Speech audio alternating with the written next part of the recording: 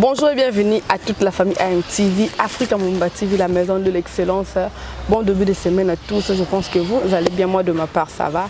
Dieu fait grâce, Ngolo toujours, c'est déjà le lundi, la machine est déjà branchée donc te bandit lundi, on a excellent Thierry Mumba le pharaon, depuis où tu portes à porte, il faut qu'il porte, même nous occasion où il y a un moment lélo.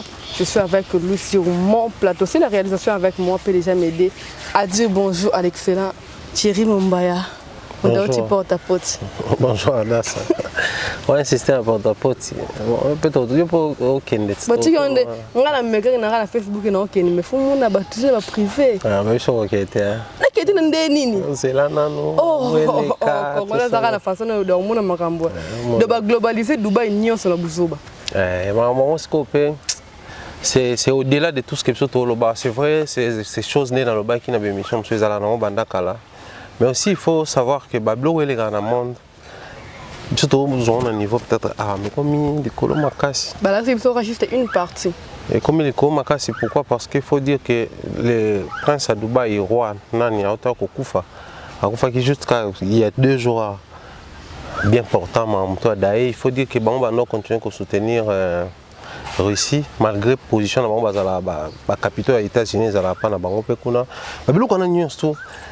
Chine a une position de force. Il a été renversé Covid et ça les destination Chine. Si là c'est un petit peu camarade Chine tout battre son téléphone et assusté. De même Dubaï il y a attraction mondiale tourisme au business or porte et ça on va payer belé depuis bien longtemps. Pourquoi à Dubaï? Mais donc nous au-delà de ce qu'on voit social tout ça tout le monde on au niveau de la guerre qui est médiatiquement et on a peut-être réseau ça là qui est bas mais après que Dubaï est à partout montant qui n'a pas raison montant que au ça locaux il y a au ça là le plus important est ça au salon bien. Bonne santé. Apparemment, je suis en forme. Apparemment. Mais tu mais c'est Valentin Bolikami. Des fois, on va ça Saint-Valentin, ne pas rouge à lèvres, c'est Saint-Valentin. Bon tournage. Ouais, ça va toujours. En fait, dans le tournage, il y a un vie qui est comme un peu ma bokeh. La plus d'ailleurs, côte d'Acoste en beauté. Donc, quand on a bokeh, on a 5 ans, on a tournage. Ouais, ça va. Tu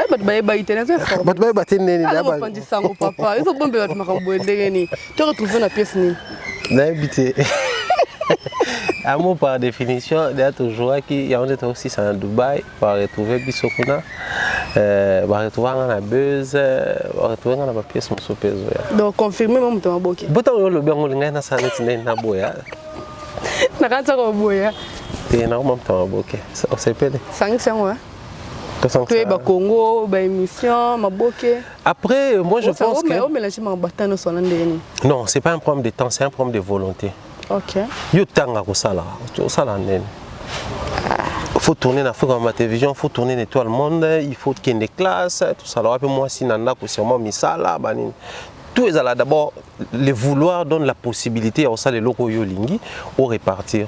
Seulement, à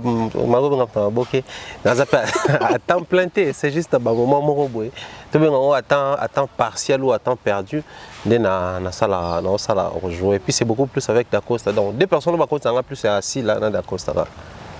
Voilà, c'était avant hier. Il y avait un combat.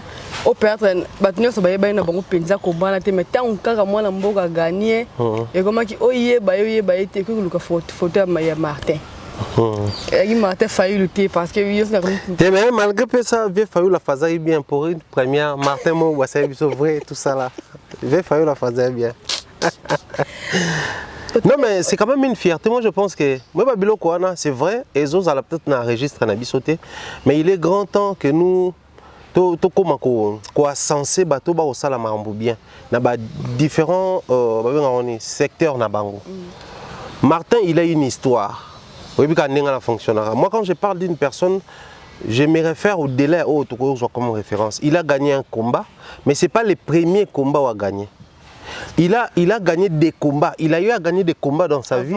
Tant qu'on a histoire avec qui receveur, tant qu'on a histoire avec ma moto, la manière dont il a quitté Mbujimai pour Kinshasa, c'était des combats qu'il gagnait. Or, en matière il y a des combats, vie est à l'échelle. Il faut les cas liboso pour qu'il y ait un ami balé. Voilà pourquoi la vie à Martin, il faut inspirer Bisso. Il a gagné un Congolais. Et là, Tony Yoka, c'est un Congolais. Mais qui défend les couleurs et la France. C'est-à-dire que les Congolais, il y a tout le monde à Matui di Moko, à Ponane France, Matui di Moussousou, à Poni Koto. Tony Yoka, c'est un Congolais, mais qui défend les couleurs et la République française.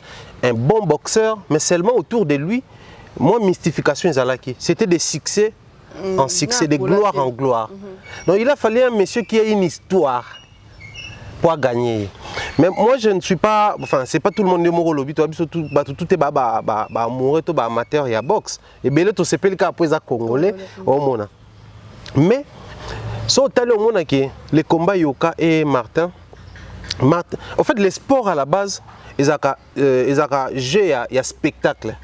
Les sports, ce n'est pas seulement la victoire ou l'échec qui compte, mais c'est aussi les spectacles. C'est la beauté à jeu au Bobeta. Mais au moment où Tony voulait jouer, mais Martin ne jouait pas. Okay. Pour Martin, c'était un derby. Match final, on ne joue pas la finale, mais on gagne. Avec le derby, quand on fait face à l'adversaire au derby, on a jeté. On a la beauté à jeter. On cogner pour gagner. Et c'est ce qui a été fait par Martin. Moi, je pense que son parcours, c'est une histoire. Na yebite sur les fake page ou les bien. Dans tali na page mon c'est pour que page qu'il n'a pas été accompagné ni par les gouvernements ni par les autorités. Avant match Vous voyez combien les Congolais sont amoureux de leur pays. Vous voyez combien les Congolais sont prêts à tout faire pour les pays. Parce que c'est vrai, vous allez dire, Azana sponsor, Azana manager, Azana compagnie. Oui, mais c'est d'abord les drapeaux de la République. Voilà. Donc la République est censée accompagner tous les léopards qui défendent officiellement. Voilà, tu bêtis ma solo awa. Nous tout le monde nous a bon belé na ce téléphone ya ba turc. Demoiselle moko soit ma championne du monde kuna. Apparemment, monsieur les arabes balé. Yo elinga mbanga bela le mobimba. Demoiselle moko ya congolaise, auto ma championne du monde na Turquie, na championnat, na compétition mo ça na Turquie. Na boxe pekaka. Surtout si junior makabu, vous allez remarquer que les Congolais, toi même sur la possibilité de faire quelque chose. Ce qui nous manque c'est la structuration du secteur nyonso, où ils ont A plus B, toi yatana A. Ce qui est à la tête, mais au moins que le gouvernement qui est censé apporter les A plus B à yatana A. Malheureusement chez nous, ni A, ni même regard et yaka. C'est là ce qu'on a gagné. Tant qu'on a babandéro les mataba sous le patronage. Là beaucoup passeport diplomatique pèse là. Babandéro là sous le patronage et mata. C'est-à-dire Congo baza ba récupérateur. Yo potani na ndenge na yo ofrenze là no yo moko tango simbi nde ba esiko moi na biso. C'est un mauvais système. Tu verras les Congolais se comporter de la sorte, tu verras même les autorités se comporter de la sorte. Moi je pense qu'il est grand temps que les choses changent dans le secteur. Mais sinon on est fiers de ces mois en Mboka. Une fois de plus on est fiers et on a la Congolais. Voilà. Natuna qui au même yango, mais beaucoup de gens basape na même avis on a zaki nango avant de dire que d'adjouer ambassadeur na biso azo encourager beso supporter Tony. Bon. Jamba milobela qui yende ambassadeur à Congo supporter mon français et tout. Déjà la vidéo d'adjou pour Tony c'était lors de ses anciens combats, ses précédents combats. Mais Congolais canne tous à la. Tous sont en actualité. Ah, oui, canne tous à la. C'est-à-dire, au fait, des fois, au départ, on se disait, Nedi Moutako ma capable d'habiter et le contexte n'a pas changé. On a contexte vu que les grands publics bazo ignorer ango, n'a ko désinformer bango. Bato basalango au hasard. On a mes conscience que on a désinformé les grands publics. C'est ça la méchanceté de nous qui sommes Congolais. Mais après, Badnego Batalaki, Dadjo avait posté ça même dans la page. C'est une ancienne vidéo. Il a encouragé Tony parce que Tony c'est son ami au fait à la base. Ambassadeur congolais Tony Master. Non, à la base, Dadju c'est pas un Congolais, Dadju c'est un Français. Surtout que juridiquement parlant, toi qui n'as pas ambassadeur. Le président de la République est une institution. Aujourd'hui, on a pouvoir discrétionnel à cause de la décision sans qu'il y ait consulté qui que ce soit. Donc, côté on a tout petit kaya ça va ambassadeur en ça. Mais après. Jean-Claude Van Damme. Ouais.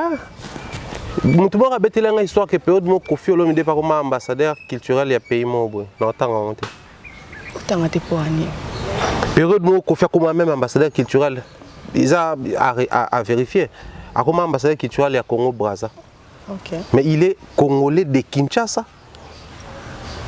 Du coup, moi je pense que le secteur aujourd'hui c'est un faux débat. On a compris comment ça fonctionne. Prenez besoin aux zones à trop. Voilà, vu que nous parlons de Dadju, notre ambassadeur. Film, on a peine à tout temps au talent. On a film Bima qui. Et c'est Bimi déjà? Oui, déjà. Ok, c'est le compte Netflix. Moi, je prends moi abonnement Netflix pour nos talents. Voilà, moi abonnement. On ça la peine. Voilà, vu que nous parlons de Dadju. Ouais. Style congolais et puis application mais quand on a le il fallait trop. Bah vidéo mais conseil Dadju à part à fallait. Ok. Oh, ouais, mais en fait, être fanatique d'un artiste, les fanatismes, oui, il y a deux aboyana batumsusu donc adasa ou rien. C'est très naturel parce que choix na bango va porter sur eux. Observez la période des assauts tourner au monde dans les commentaires, la tête. En fait, les gens sont comme ça. Maintenant, tu as la liberté au la choix. De même, les fanatiques des Fali sont censés un artiste qui peut s'entourer avec n'importe qui, mais pour bimisa projet moi qui consulter artiste na bango Fali. C'est une fierté. Après, moi je pense que ça va mélanger des choses dans mon loba, mais que les gens souffrent dans le bongo. Tu sais, aujourd'hui, nos artistes et musiciens sont par moments accusés à tort. Simplement parce que optaka pour la position mon. Je vais prendre ton exemple. Tu sais qu'il y a des conseils dans Pesako, mais on a obligé de faire. C'est comme ça la vie. Parce que ceux qui écoutent, on peut délibérément. Ministre, président de la République, premier ministre a engagé conseiller, a foutu bon, mais le conseil sous conseiller n'a pas ça là non. Mais après c'est quand même bon pour le conseil ça là. À combien plus forte raison, nous tous on peut délibérément. Dadju qui aujourd'hui essaye de nous offrir quelque chose à la congolaise. C'est vrai sa musique surtout on va retrouver la guitare congolaise, on va retrouver peut-être des rythmiques à congolais, mais ambassadeur. Déjà, quand on a un titre ambassadeur, ça dit les restes. Il venait d'être élevé comme ambassadeur de la culture congolaise. Il sort une musique purement ndombolo congolais et il intitule la chanson Ambassadeur. Donc, en fait, il a voulu profiter de l'occasion, d'avoir l'occasion de faire des larrons à communiquer sur quelque chose. Et la chose, moi je pense que Lelo Oyo, une fois de plus, la musique congolaise a eu raison sur Bisso. Que même les tout le monde a jeunes noirs, Black, Naza et les autres, ils ont une musique qui colle dans l'atmosphère, dans l'environnement, dans la réalité, mais les racines, ils ont makasi. Au monde, même ceux qui ont MHD, la musique, mais on ressentir que tous ces jeunes-là, bon, j'ai cité peut-être Baza Congolais, Kinshasa, Brazza, même ceux qui ont Baza Camerounais, Malais, Aya Nakamura, tous les locaux là, qui d'autre? Oh, Mbena Fali. Ariel Chanel. Ariel Chanel. En fait, la musique congolaise, ils ont bien exporté par Nabango au point que la communauté t'a impacté, qui t'a imposé. Parce qu'il y a une musique à Dadju. Ça aussi, sur Yokango. Jusqu'au sapé comme jamais à grand frère Gims, mais qu'on soit version phonographique. Soit avec un concert Moroboé, na souka basala variété à sapé comme jamais na baba beta ba guitare à congolais. On comprend que c'est du copier-coller. Il voulait faire quelque chose comme Gims, mais mieux que Gims à la congolaise. Parce que ceux qui musique à Gims, ceux qui batterie, on comprend que ils ont ndoule na biso, mais ils ont lokola nzembo Dadju Mbela Serge Ibaka, Mafuzi style. Mafuzi style les musique na biso en fait guitare na biso bantu ya biso mon sentir que arrangement nango eza nenge ba JP Kiss basala ate parce que musique na musique yana ba kolo nango so musique au junior à la prod asalaka o zuna musique au papa ne asalaka o mona ke lo monte Blaise Boula na ligne na mais junior à la prod so sali ba musique o ki musique asalaka Dadju asalaka fallait comprendre que eza classe moko boye eza lignée moko boye de même. Si la musique va venir à goder le fombo, la musique va Blaise Boula, plutôt excusez-moi, ingénieur JP Kiss, cool mato et les autres awa, c'est aussi différente. Différent arrangement et ça là mais Dadju voulait vraiment puiser. Voilà pourquoi pour s'y prendre peut-être à Benganki Fali pour éviter que projet dans ça dans les aboyés boy na mi sanze mboya boy. Fali comme lui il baigne dans ça, il dort, il se réveille dans ça. Apparemment ben Fali vu que gars vient naie bazala tout le temps naie parce qu'il y a pas mal de militaires on va peut ko benga pour que ba pese ba orientation na milieu azolinga a puiser wana. Bon, on est siko on a raison. Et cause a paye bon pour na vie naie, mais nous devons apprendre à réfléchir tenant compte il y a les réalités ils ont entouré chaque likambo. Les jeunes là tout le monde a bon cas d'adju, il est encore jeune, Gims il est encore jeune, mais en matière il y a boulot na bango, ils sont tellement sérieux que ce qu'on dit sérieux au journal l'idée à banot ça hôtel na Gims même titre. Donc d'adju pour appeler une personne, il n'a pas besoin de dire que ngana za pire petit a Fali, il faut na benga kaka Fali non. C'est-à-dire il a pris le temps d'observer, c'est lui qui fait mieux ce que je veux faire. Ah. J'assume ce que j'ai dit. On va faire mieux. Adassa, entre nous soit dit. Actuellement, les Dadju et les Gims, n'a pas fallu, pas parce que baba congolais, mais parce qu'il y a un réseau là où les lobbying est salamaka. Et ça la nini, quand ils ont bakenda kobe tout le monde baké Cameroun, mo beto Côte d'Ivoire, mo bakuta kuna Dadju ça tel jour, Gims ça tel jour, oh il y a un concert à Muninga, oh il y a un concert à Muninga. Batala nakat. Or, la musique congolaise, si on a répété le rôle dans mingi, fallait pour pas actuellement c'est les seuls artistes qui voyagent dans la tournée de banda Congo, ils te chantent la rumba Stade Yembi. Abeti ba générique na Stade Yembi. Actuellement c'est les seuls artistes. Na ba concert privé té. Ba concert auto, moi de tourner ba Shark, ba Fikine, mais ba pays étranger. Inosbi auto faire un festival. Inosbi il a une musique. Il y a bon déjà. Vous comprenez là où je suis. Inosbi c'est déjà sa musique qu'ils a déjà identifié bon. Je parle de bateau babetaka rumba. Qui est à beti rumba na stade de bateau baembi. Même actuellement, s'il faut descendre sur terrain, Kofi Olomide te chante Chamoukwa le stade bateau baembi maonti lelo. Mais so yé, tout à la vraie et sincère à rosukana selfie. Soit quitter après selfie ba papa ngwasuma. On sait que stade peine bien retroté. Mais quand les Dadju batala ba concert ba congolais ba mona ke fallait tisi quoi za biloko soit beti école stade continuer côté téléma soit beti o sur ba auto ça na poto comme on a sonné allo téléphone stade continue donc il veut faire quelque chose oyo et ko télémisaka batu bongo il va copier qui doit appeler qui n'est-ce pas Fali du coup ça fait que Moussala na bango ba au sérieux plus que biso voilà pourquoi biso on a appartenance même quand ces vieux là ne va rien apporter dans la carrière na yo. Il faut qu'on s'accroche n'est pas à vie dans un cadre idéologie. J'ai posé la question tantôt. Relation à Fali, Robin au pire vient à pire petit, on est d'accord. Mais sur le plan musical, biso to bénéficier parce que biso to bénéficier de la relation na bangoté. Biso to bénéficier de la musique au ba offrir biso. Oui, mais je disais j'ai posé ça là parce que ils ont tourné ba les issues. Mais surtout qu'il y a même ordre de retour na eux. Parmi les raisons autour de la mystification et quota, et puis il y a saper la relation Fali, innocent balou, mais comment les innocent. C'est aussi un problème viena ça la boétoté. Via bloqué. Non, via bloqué. Via éviter que so comme ça la boé et si matin la lecture nanga. Ok. Mais attendez. Bah vieux, bah pesa bah petit bah conseil à ma bé, on a mon depuis qu'à Zarapi au petit faire mais faire ça succès depuis qu'à ça la succès y a mon dit Fabra ça bah prochain moi il y a peut-être ça se déplique bien. En fait na lira qui n'a démystifié le kwana. Quand on proposait en fait lito ya mutu et yo kalikamwe za posé yoka. To souffrana yo awa au sali be mission analyse là où tu glorifies au laxibo to sote yo linga artiste na bisoté. C'est-à-dire lito inaye et lingé yo kelo komoko.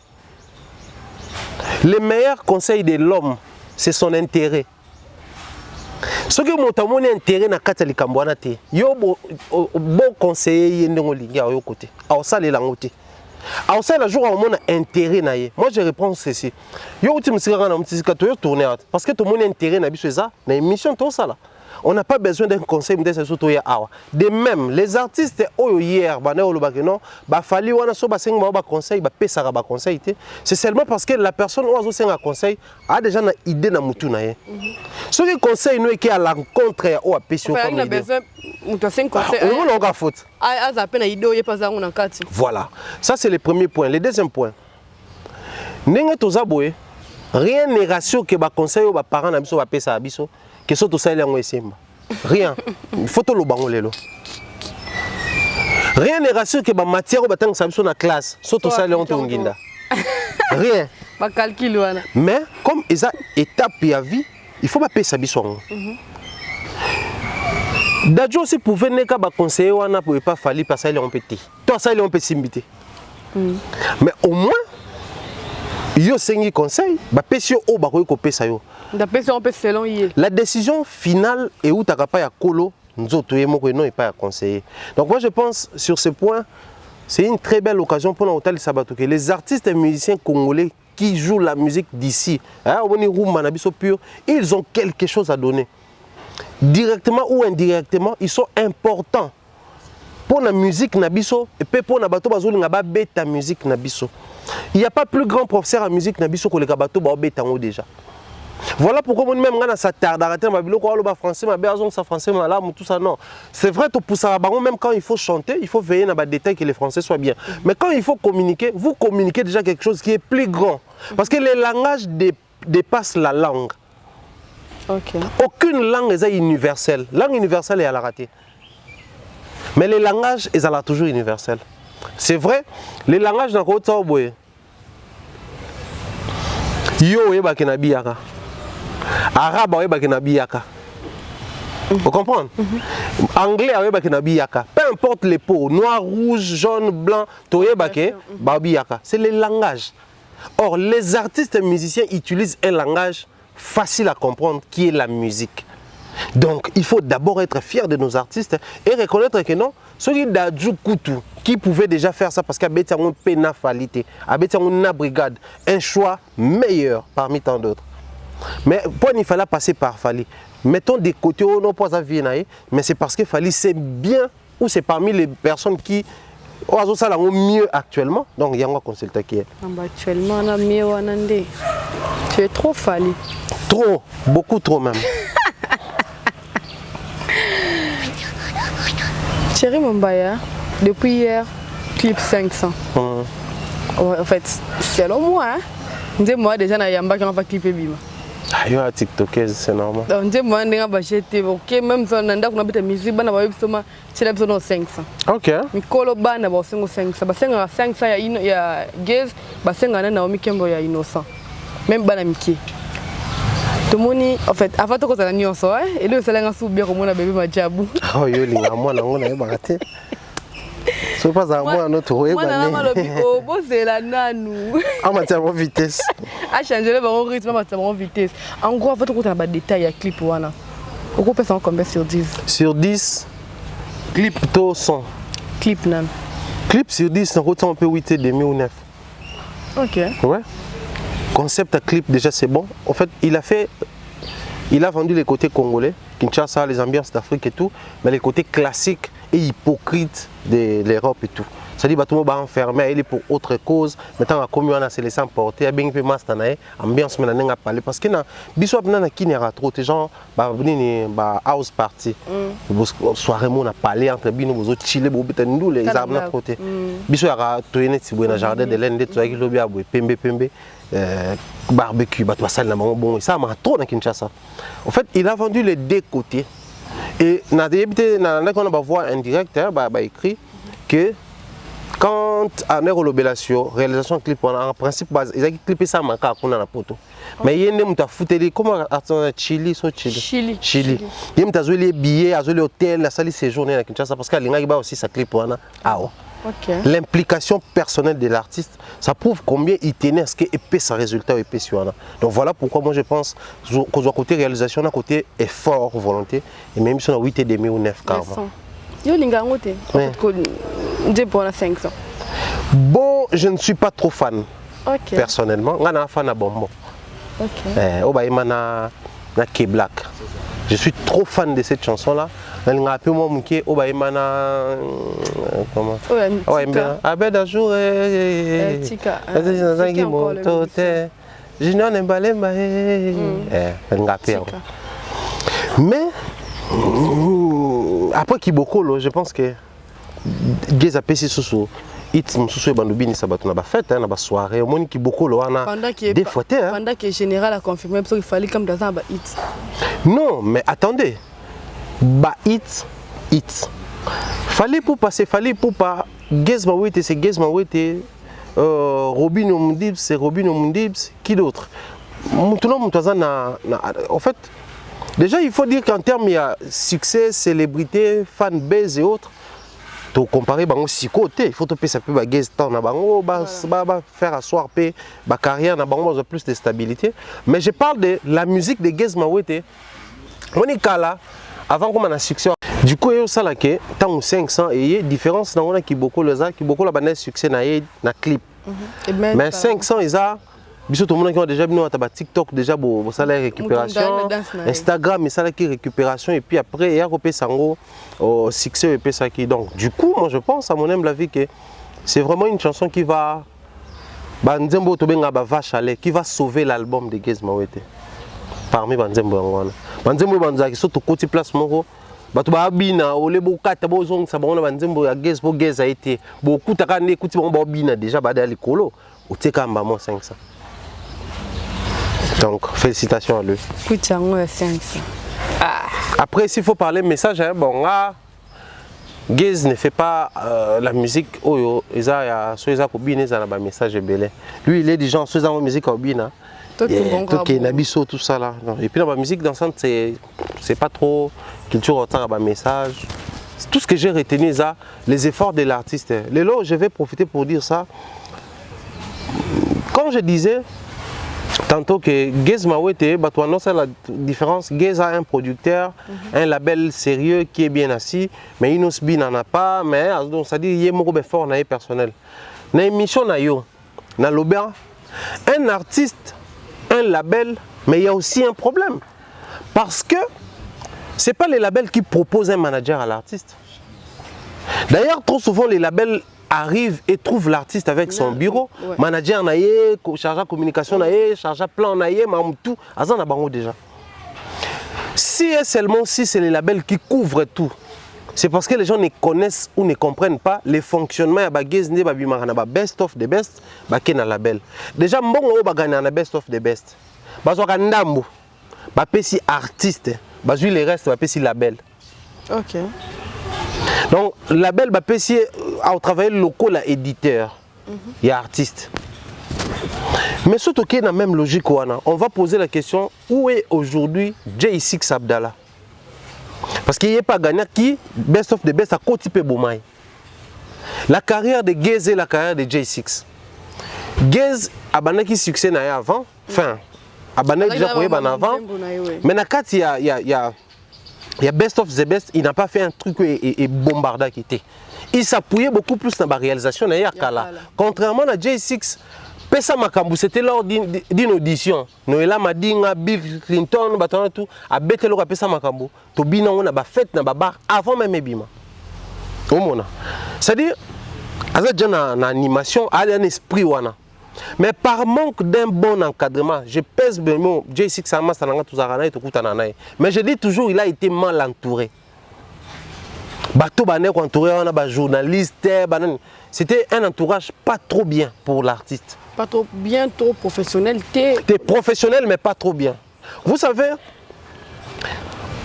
on est professionnel quand on travaille. Mais il y a aussi des moments où tout le monde aura. Dans la comédie, il y a Pasteur Herman Asali, Ndeni Gez amena avina. On voit Gez souvent filmer, il y a temps plein de grand frère Rodrigue, il y a un manager. Mais quand il faut travailler, c'est Rodrigue qui t'envoie des informations. C'est-à-dire, d'un côté c'est son frère, mais de l'autre côté ça reste un professionnel. Je prends un exemple, mais Inosbi, Prince Baloumé. Prince, ça reste un frère de Inosbi, mais aussi un bon manager. Nous, en dépit de tout, en dehors de tout ce qu'il y a, mais c'est Prince qui nous communique des fois l'information à Inosbi. Vous voyez, ça fait que l'entourage de l'artiste compte beaucoup pour nous matanaye, toko kitanaye. Gez nakati ya bomaye, mais il explique aujourd'hui que les gens ont belé au bateau honneur ils ont bomaye, ils ont un effort personnel ya yemoko. Les réalités de la musique au biso toloba il y a peut-être une année passée. Parce que l'artiste aime bien faire ce qu'il veut, atteindre un niveau où ils ont envisagé. Des fois on s'offre des voyages. Hein. Bon OK, je pense ça comme ça. Adas Akena, à quel voyage moi personnel. Mais il profite de ces voyages pour réaliser une émission, place à Komiana. Abeti des émissions, 3 émissions, une émission, mais au carton. Tu étais parti pour autre chose, mais tu as tourné des émissions pour les comptes Afrique en télévision, na Étoile Monde après Zoni. Même si voyage n'avait rien à voir en Étoile Monde, rien à voir en Afrique en télévision. C'est un peu comme ça avec les artistes. Pensez-vous que tous les mouvements de Fali pour Pesalara à la belle ou tous les mouvements de Ferrego les Aka à la belle? Non. Par moment, l'artiste doit aussi s'impliquer de manière personnelle pour réussir sa vision. Il y a un des sur les Amakamu Salake, Bagez Lelo Oyo, tout est renvoyé, honneur, et qui est dans la belle. Tozana yo awa, to pe sa temps, to pe sa année, soit contrat et katana. Contrat soit katani, tout le monde a clairement dit tout le monde a bana C4. Qui bana C4 bazaki produit par Boma et Musique. Mutazaki na leadership, bazaki ko attaquer dans le terrain, c'était beaucoup plus Hiro. Tant au balongwe, la belle pe Panzani, Hiro s'est démarqué, bana C4 bakoma neti bazate. De même, Gez Lelo Azola Xabiso que non, avec ou sans label, je peux fonctionner, mais seulement que les gens arrêtent d'ignorer peut-être fort peu artistes et mon comme ça là. Par contre, Batoualo Baïla, j'étais dévolu dans label. Oui. Mais personnellement, je pense que c'est important qu'on communique de la sorte pour pousser même les jeunes artistes comme lui, ses frères au Baza peut-être comme moi. Moi, je suis incapable de faire quoi que ce soit parce que Gez Lelo label. Pour comprendre que non. Tant même beaucoup de gens ont label, ce n'est pas les labels qui vont commencer à tout faire. Yo mo be foza la prière au bimisa biloko mususu eza censé peut-être épeler au cas mozu yango au sema mususu. L'autre fois l'émission dans le bela m'a déplique. Déplique a comme un 3e album sur la Bourse Sanité. Il n'a aucun album à succès. Mais a continué comme ça ba projet. Bambongo azorana ko alua on peut na makamususu. Mais tellement il est très fan de musique nae, tellement il aime la musique, a continué ko bimisa album nae. Là il est en plein enregistrement, a bimisa album, il y a orchestre. C'est-à-dire non seulement il a les soucis à carrière nae, où il faut stabiliser, mais il a aussi les soucis à bana mayo azo travailler na bango pour stabiliser pe bango. C'est cet amour là au se manifester dans la musique au monde que artiste avec ou sans label au Kenda Liboso. Voilà, c'était important de plaigner ce point. 500 disponibles. J'étais un qui fanatique. Ah d'accord, bon, tu es quand même libre d'avoir un choix. Je peux bimanga pe na lobaki. Non, nzembo nanga pe bimi tout ça là o ke bozo. Oza clip na bino. Il y a ba jeune tout ça. Qui va partir bela na pa na favori na. Voilà Thierry Mombaya. Festival et Outoleka. Tout le monde qui roi ba festival ndenge internet pe ça ba combo azaki pe présent. Faut balonga roi ba festival net internet pe ça combo pour le bango. Kola tanga bongote mission les malgré ba bale makasi. Da c'est bon le bango. On fait là msablo msusu émission katana. Te katana te on nga katana émission te mon nga faire na nani na grâce tema. Le sujet on a. Te pour bon boto ka émission suka. Nga émission tina suka pena. Mais je me souviens ka émission. Non, c'est pas pour Muto afinga ngayo. Yebe do salango me atakanga na suka. Muto afinga ngayo. Voilà, festival et autres souka. Tout le monde a participation à des colombiens congolais. On a vu le discours il y a monsieur Salfo. Malgré la carte de discours, on a balli misanga mais moi bangé zalaki. Ah andule man. Donc moi qui m'a ane congolais te mec qui mo congolais ko va na ba congolais ça là qui a boki la mamu na biso moment libanga na conférence wana. En gros, festival wana 14e édition. Tu vois qu'on est tout. Femua, en fait, je ne sais pas trop. Après, il faut dire que Bisso, les Congolais, nous avons ces côtés un peu égoïstes. Ça, c'est vrai. Même quand les amis déplorent, c'est vrai, je ne parle pas de notre système, mais les Congolais de nature, nous sommes égoïstes. Congolais, linga oya lingi. Naina bate oyaye. Oya lingi. Congolais soit lingé loko. Ateza mutu mais soit lingé. Ateza na bongo bongo boko kama ndeni Congolais tie maela aboy akolinga makambo makasi parce que na Congo toyemba banzembo ebela aboy toyeba ni tête ni queue. Musuku toyeba même pas so ezaka ya nani so elakisa nini toyemba. À un moment donné, Femua est comme un succès awa. Simplement parce que Papa Wemba a tika kabiso na podium na bango. Il y a ça qui est biso tout qui koyeba siko penza Femua ngo surtout quand je dis biso nyonso c'est les grands publics. Ba yeba ki festival ngo ezande ya Salfo. OK. Du coup, il me même sur même la réflexion. Parce que moi, c'est ce que je dis. Asalfo, c'est un artiste, un musicien ivoirien, comme tout autre artiste. Et il fait la musique, oui, ou na folklore. Parce que la musique Zouglou et Zalaki na no folklore. Après, il y a modernisant au moment. Mais il a quand même réussi. Quand on dit premier Gaou n'est pas Gaou, de là jusqu'à concevoir et réaliser un grand festival comme il est international. Parce que cette génération, Diamond Platoon, Bazaki, Kuna, Sidi Diabaté, Bazalaki, Tuzaki, Inos Bina, Félix Wazekwa, Kuna, Ariel Chené, Bazalaki, Sispé 95, Azalaki. C'est-à-dire, au moins, c'est vraiment un grand festival. Kofi Olomide, Ote Kozanabane, Utikoleka, qui d'autre? Oueranson, Ote Kozanabane, Utikoleka. Mais à Salfoana, c'était les grands fans de Oueranson, les grands fans de Kofi Olomide. À Salfo, abane ko admirer comment na succès à Oueranson. Mais succès à Oueranson est pesibiso mapango et pesibiso ba wata ba faire les autres. Mais sur le plan, il y a qu'on concevoir ba festival, les Congolais ne sont pas dans ça. Apparemment les Congolais il y a création té. Bazana bango nango mais seulement les artistes musiciens ba baraté que monina boy. S'il faut concevoir une soirée où ils ont primé ba journalistes, aux en facilité aussi prendre. Parce que c'est déjà, tu es déjà dans ça. S'il faut catégoriser Aïdor, il faut catégoriser Koto. S'il faut catégoriser Vincent, il faut Koto. S'il faut le faire avec Franck, il faut Koto. C'est-à-dire, Moutou na registre ni photo de ça. Parce que Oyebi sont dans ça la cahier des charges nango et zaboué. Mais chez nous, on n'a pas un festival comme ça où tout le monde a un artiste, un musicien sali.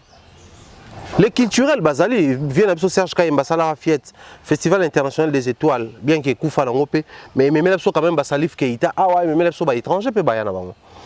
Mais au moment que bilo on a biso, ils ont, tu es bien qu'on pérenniser le côté voilà, que ezala lelo, ezala lobby okuna. C'est le côté faible des Congolais en matière à organiser. Nous avons un grand festival international, ça là na Est Amboka, Festival Amani.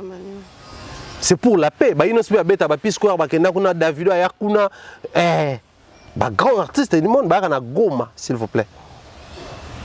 Chez nous ici, les artistes à succès qui influencent les autres sont limités dans Babilo Komoko.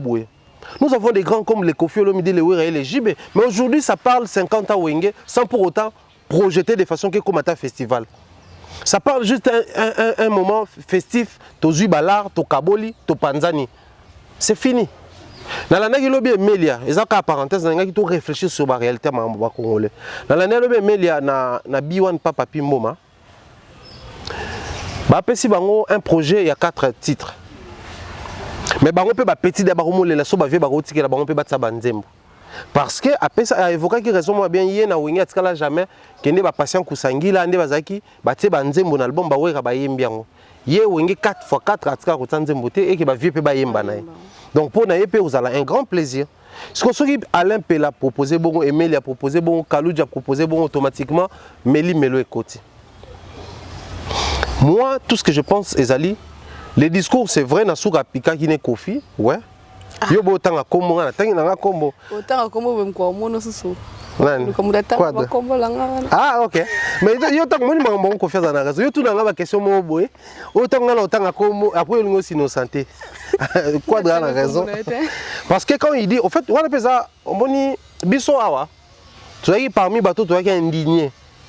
Comment on a traitement au basalara Kofi Olomide na Fiat. Et plutôt na féminin. Biso souci zalaki au moins le ko la papa mba kufa kuna. Tout ça là ba chantage té. Mais quand chaque fois il y a un artiste congolais ba veiller na ba détail mususu. Pour awa ba yebi. Les Ivoiriens aujourd'hui ba yoka lingala. Ba yebi onyo soto loba ki ba empoisonner papa wemba, ki ba traiter bien té, ki ba lander la même santé na été parce que dans certains festivals il y a des médecins. Parce que papa ma situation est comme compliquée pour niti ba kenda ko ba hôpital tout ça dans ba médecin. Oh bah ça bah sécuriste hein bah la quitter tout tourner na biso page comme bon congolais tout l'exaler comme facilement mais ce qui Kofi Olomide qui ko déplorer traitement wana au départ Kofi Olomide kaka mais c'est la réaction de Salfone et Ambré parce que Kofi il a fallu qu'il s'explique pour aller à Silikaki pour nanine mais à Salfone Olomide to ko veiller na timing pour pas qu'à la fin les grands disent que to betisi bango le lendemain. C'était aussi pour prendre en considération les regrets de Kofi Olomide dans Lobaka. Mais lecture, on focus sur les jeunes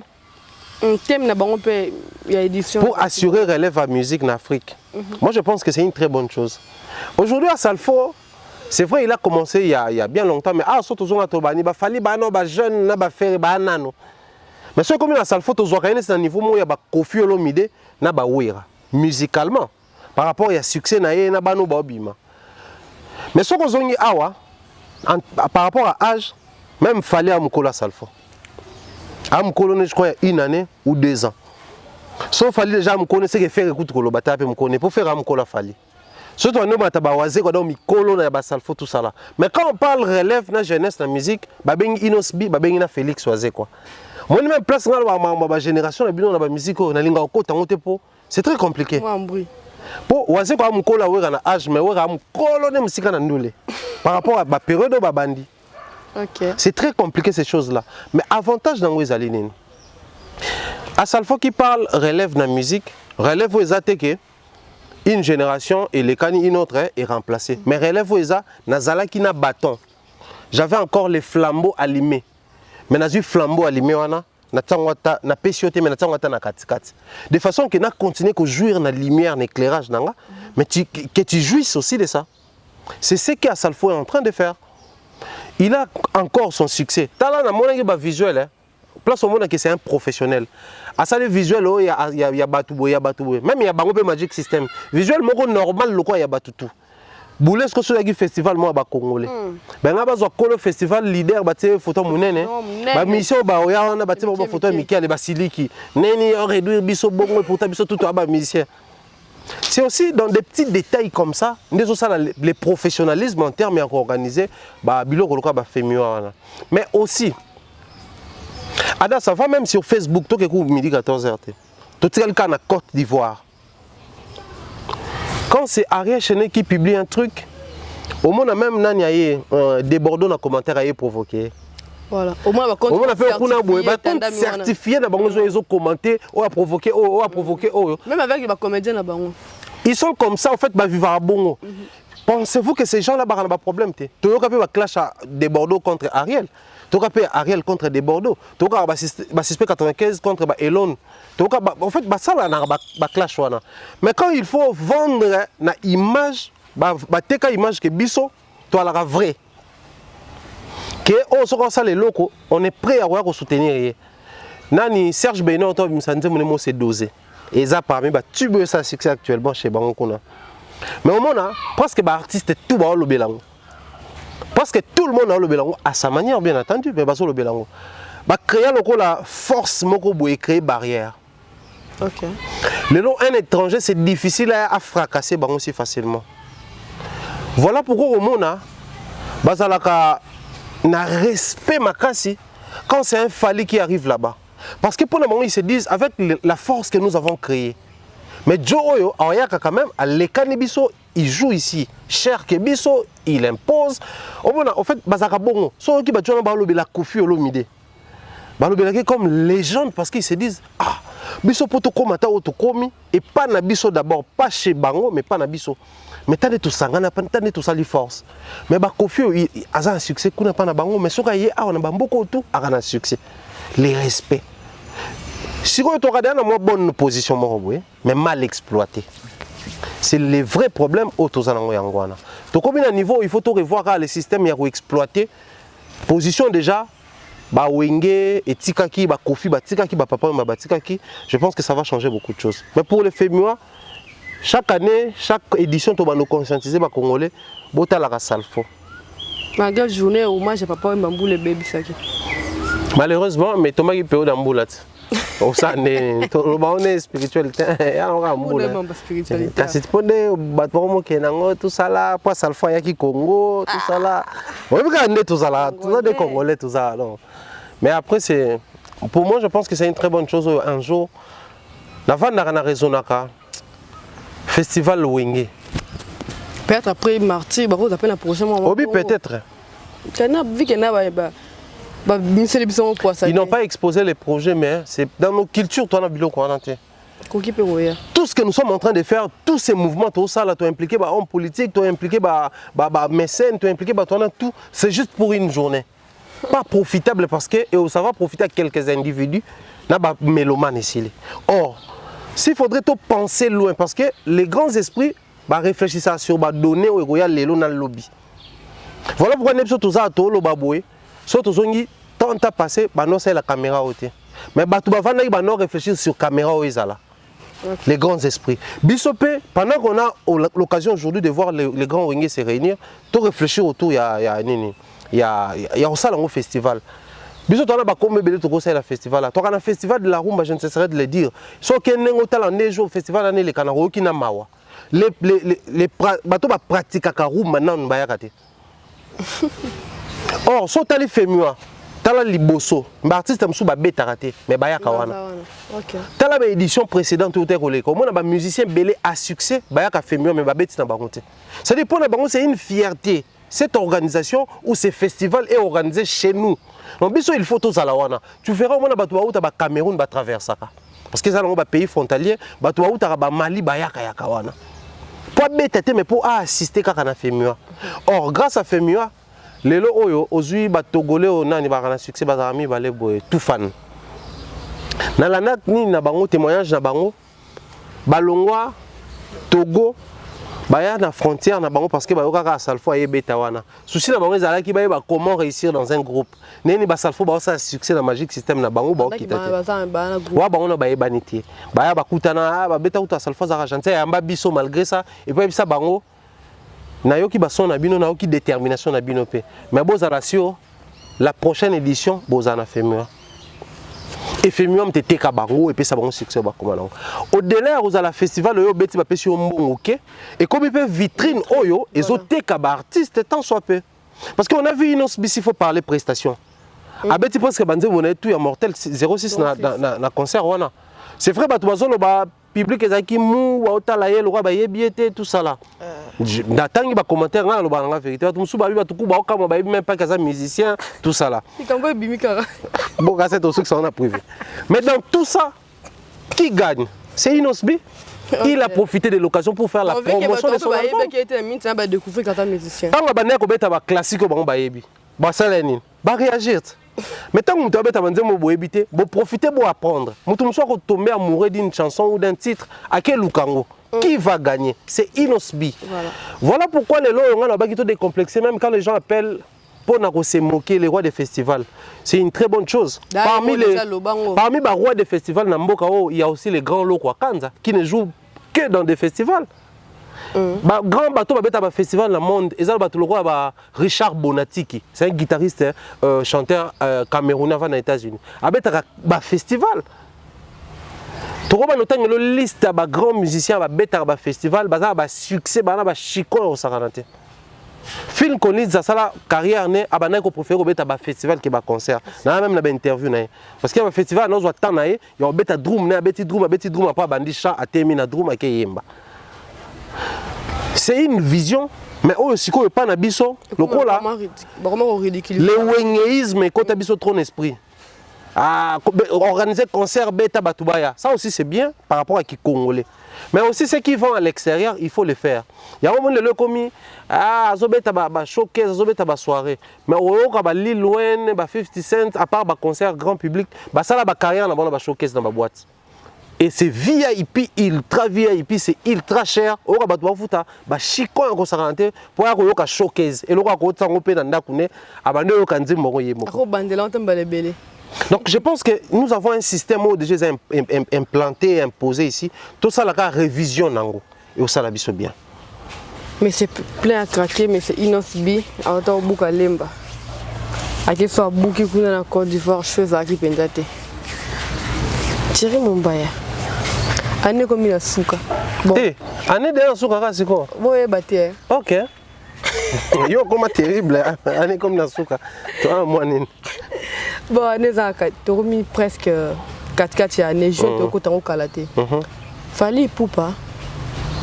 Année, tu dois aller me jusque là, dans la studio. Tout le monde a mélangé l'album Rumba, tout le monde a fait 500 marques 6. Est-ce que c'est un bon moment pour produire moi? Bon, mauvais. Naïbi penza trop si c'est Fally parce que enfin moi j'aime bien analyser ou dire des choses on a moi maîtrise dans peu mingi. Naïbi penza mingi te ce qui yé moko mta produire moi nanae. Toi joli label, hein yé moko c'est-à-dire label ne comme nous F victime. Toi eza yé moko l'individu parce que les labels c'est une personne morale mais l'individu Fally c'est une personne physique. Naïbi te ce que physique me besoin produire moi na label toi joli épée label mususu.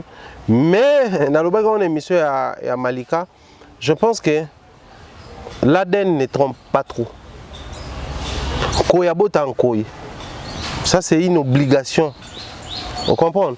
Falinde bazana tolo bate o même ba faire na généraliser ba tout tolo bate que non abatika makambo oko tsabana na ba musique tout ça là aux allons concentrer au moté. Ce qui je préfère encore que ce soit un parent qui sent que l'enfant peut donner quelque chose d'un secteur où on a à orienter. C'est beaucoup plus mieux comme ça. Parce qu'après tu vas naga tu sais la lyriciste et bantou mais moi na taboulait moi na taboulait tu sais la Peggy Tabou bon chanteur quand moi na taboulait games na daju ba ambassadeur ba ça va fierté kasi ba na junat c'est à dire si les diabaté à moi na monsieur Toumani diabaté DJ Arafat papa na banosa musique Zouglou yem ta format à Salfo au moins sur quoi on des alarmes. Il y a un moment DJ Arafat Tazaki, Kolobé la Salfo, la vérité, non, a été. Parce que tu venais chez nous comme un grand frère pour apprendre aux côtés de mon père. Parce que père Arafat Tazaki, prêtre d'accord parce qu'il y a Zouglou, maman et Arafat, Tina Glamour, superstar, il y a Côte d'Ivoire à l'époque, génération Mona Bachala, Mona, tout ça là. Il y a nous les pécards. C'est-à-dire, Bilo, qu'on est où tu as souvent. Na ba parents ba extrait na bango ba adende to le baka et quitter la rabana.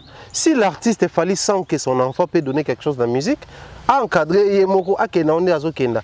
Mais cela ne doit pas aussi déranger sa carrière. Il y a Fally na monité bisika on penza eko déranger trop na monité. Biso promesse à la skonine.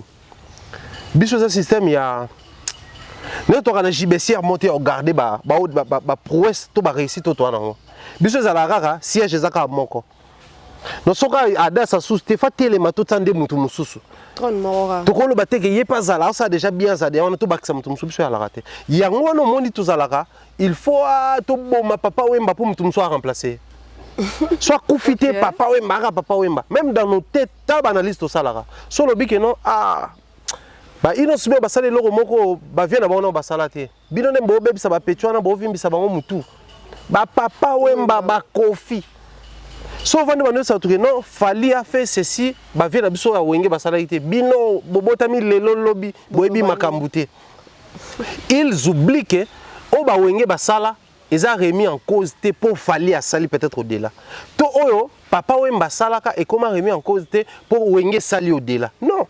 Oh déjà tous nango, on garde ça, mais au ba sala ya sika, ba ko ipe ko sala au-delà, on encourage. Du coup, papa ko zala, moi n'a pas ça. Et qu'on peut permettre que basali pe collaboration. Papa Taboulé avant Koufa, a eu l'occasion de la collaboration dans mon année Mélodie Tabou au Babotana Maman Biliabel. C'était un album réussi dans le niveau Morozo IDT. Général Dabiram ça la promotion. Malheureusement juste après on a ba point politique ba au Kangai. Un bel album. Tout le monde a baka on est bello tout le monde a ba papa na bana ba ça la carrière pe ensemble. Et ça pas trop problème Joe comment il s'appelle Joe Jackson était aussi un artiste et promoteur culturel. Il y a 5 ans, Michael a commencé à succès, Janet Pebe a commencé à succès. Et ça a bon. Quand je suis comme ça, honnête, tu peux faire un moment, tu as balé Bayembara. Ça a déjà un projet dans le studio Febim. Ça a la vidéo, je suis passant. Moi, je fait en Grèce. Comment on est à moi aussi. On a eu un djemba. Ah, il m'a dit papa. Vous comprenez que moi, je suis boy, je suis Yemba. Laura est où tu ah, moi, je suis encadré. Yemba bien sous les capés, vient à tout ça là. Mais après, puisque à un encadrement, ça va et puis ça passe comme ça. Donc, parents sont Yemba, moi, je n'ai pas Yemba. Ça ne dérange pas trop. Ah oui, le Longomba, moi, on a Vicky Longomba. Vicky Longomba, prêtre en musique en Bokao. John Poy, Abota Bati Poy, Abota Eric Poy, Abota Jackson Poy, il a vraiment ligné, hein, donc. Musique arabe. 2022, album Rumba Zoya. Fallait pour l'album Rumba. Apparemment, ça surchargé, ouais, Martyr, concert à Zanango, tournée, Rumba. Album rumba ba aussi lisango avant ba kende tourner. OK. Donc namoni bango bana ba studio azo ça ba photo na ba raison na on a compris que ils sont plus que déterminés à aussi cet album moi et puis passer à autre chose. Moi tout ce que je retiens Zali Netolobaki le stade des Martyrs c'est un concert il y a ba congolais d'abord. Il y a un concert à ba congolais. C'est-à-dire il faut le romo boé il y a ba congolais pour ya otsa congolais diki. Logique on a rechangeant il fallait pour pas parmi les stratégies il faut ça là il faut bimisa et c'est ça la chanson qui annonce l'album moi bimisa kana sikra je crois on est annoncé l'album moi faut bimisa le mot avant tout que stade des Martyrs ouais faut bimisa OK au-delà de la stratégie tout ça là faut bimisa le mot ya ba congolais soit bimisa on et ça a bien été. Et ça a bien été. Apparemment, qui m'a dit rumba, on veut que rumba commence souvent passe. Ah, qui est la musique tokos, avec maîtrisant le bien. Non, au Kokima rumba c'est bon, on a habité à l'okola. Ils ont le droit DJ Rafat à MB rumba. Après tu bête tiko bête musique décalée. Paix à son âme. Ta, azonga kakuna. On a identité nae, on a racine nae. Et puis on a habité musique tokos. Il y a la rumba dans la musique tokos au Fala Salara. Surtout bani yo kana nzembo logo la ninja, guitare wana ezani rumba.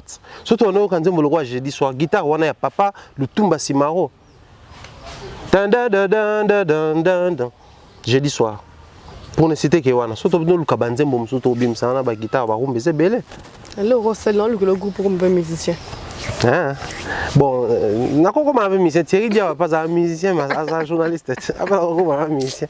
Et ça ben après c'est un mot Thierry Dia. Thierry Mombaya, vu le temps nous sommes obligés de chiter. Vu que faut passer le blanc ce soir na leader. Un grand plaisir, nous on est là. Pendant tu portes pote na mona okala. On m'a prêtre danger au monde en difficile banine mais après bon par moment on s'est fait petit hein, pour vous voir et puis voilà. Voir. Non, sinon c'est un grand plaisir. On est là, la musique, ils ont continué, puis surtout continuer à observer tout ce qu'il y a comme projet musical, tout ce qu'il y a comme projection d'artistes. Déjà, il faut dire que là maintenant, Ferrigo a venu de sortir le deuxième titre et album, clip, bien entendu. Toujours à la paix, Guess pas 500. Comportement d'artiste ces derniers temps sur YouTube, ils ont penza malonga penza te. Malgré ça bon mais Guess dans l'équipe grand frère. Bon, ma grand frère, ma petit frère, on est là autour le tout à l'heure. On est un grand frère ngai. Ah ouais, désolé.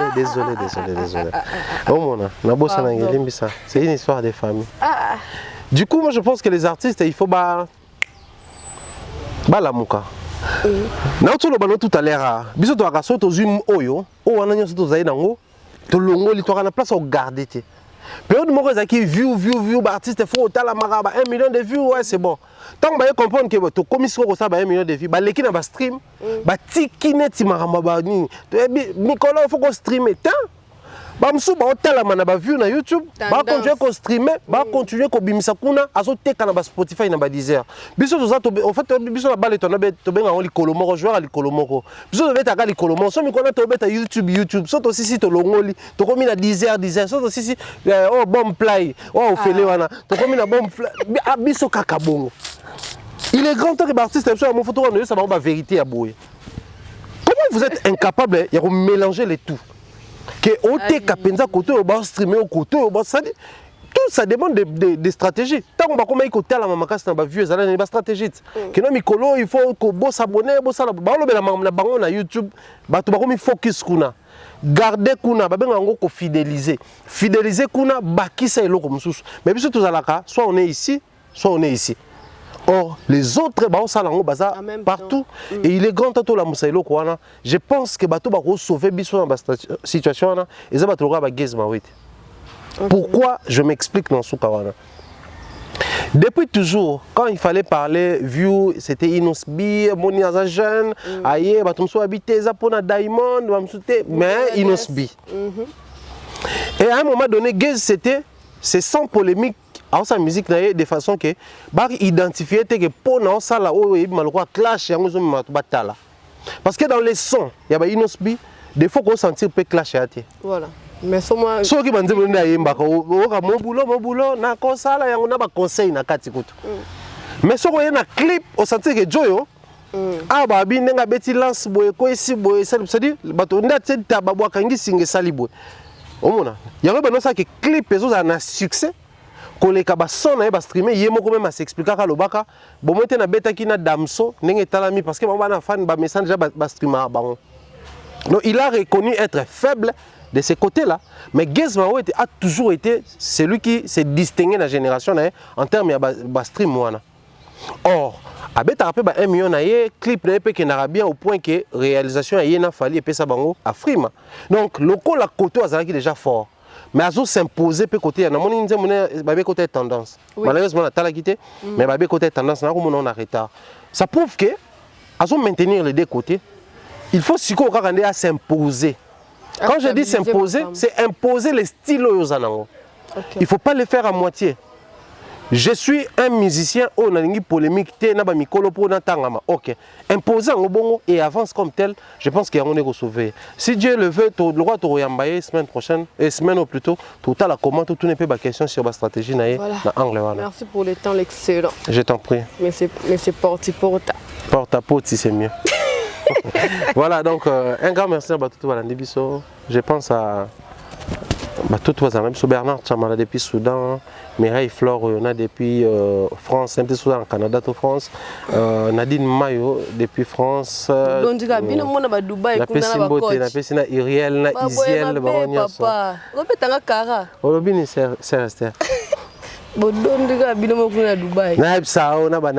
C'était terrible à Dubaï maintenant. Ouais, prochainement tu lié à bateau, surtout sur les bons Voilà. Donc voilà, bien de bonnes choses à King Ryan, Yannick Bolingi Pangi qui nous suit depuis Dubaï. Bien de bonnes choses à toi frère. Plein succès, beaucoup de sérieux. La Cop force et donc quand je pense à Yannick, je pense à mon jeune frère Joe Bassouli Joseph, je pense à Herman Ngumba Nji. Pourquoi pas dire bien les bonnes choses. Joël Mabunda depuis Canada et depuis Dallas. Au moins Dallas, vraiment Dallas. Donc voilà. La personne qui est toute la team Congo, je pense à Joe Bams, Jonathan Batulokisi, Mystero, Samuel Okito et puis Beka, Patrick Bawang, les 11. Et aux Amabé. Bien 5 billets couple.